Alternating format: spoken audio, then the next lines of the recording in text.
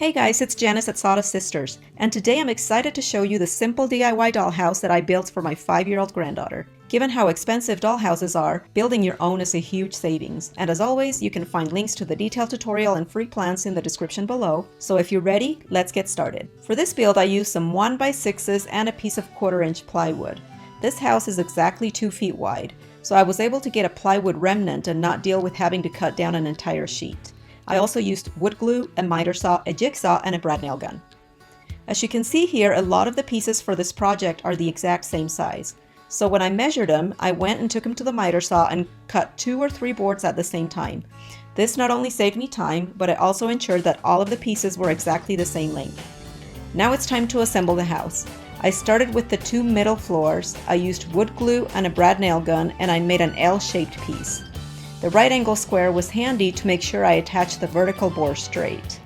I created another piece just like the first, and together these 2 pieces made the bulk of the dollhouse.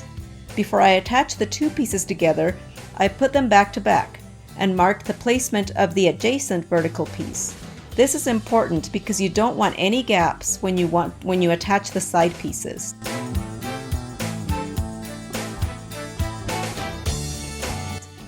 Once I had my mark, I attached the 2 pieces together with wood glue and brad nails. If you like the glue bottle, I will leave a link on the description below. It makes gluing so much easier and a lot less messy. And yeah, don't be stubborn like me and please use clamps from the start. Okay, now it's time to get the top, the bottom, and the sides on before worrying about the pitched roof. Make sure you use wood glue at every seam when you get these put on.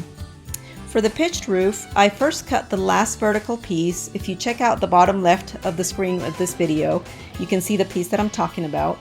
This piece was roughly the same size as the other vertical pieces, but it had a 45-degree bevel on the top end. To cut the angle, I set my miter saw at 45 degrees and made the cut.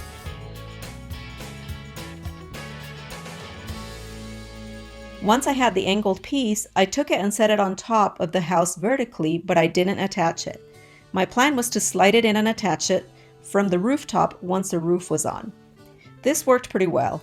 I marked the angles on the spot and took the boards to the miter saw. I then marked the other side in the same way. This was kind of sketchy, to be honest, but it did the job. I was building this piece on a whim and figuring things out as I went.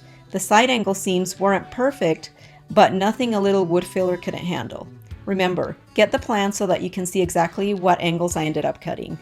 And yeah, as you've probably noticed, I had to come into the kitchen to finish this project because it was cold and unfortunately I don't have a heated garage. Now it's time for the back piece. I set the dollhouse right on the plywood and traced the outside with a pencil. Because the plywood was already 2 feet wide, just like the dollhouse, I only had to worry about cutting the rooftop. I also traced the inside opening so that I would have some idea of where to paint and add wallpaper later. I used a jigsaw for this part. Once I had the back piece, it was time to decorate the inside of the house.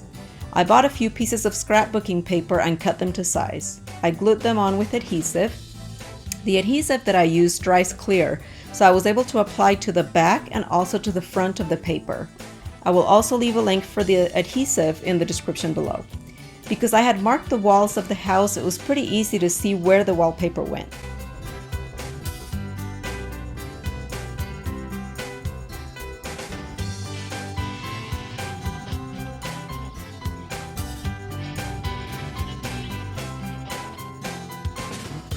And once the wallpaper was on, then I applied white paint to the rest of the piece. While the plywood dried, I painted the house light gray. Now it was just a matter of placing the back of the house in the same way with wood glue and nails.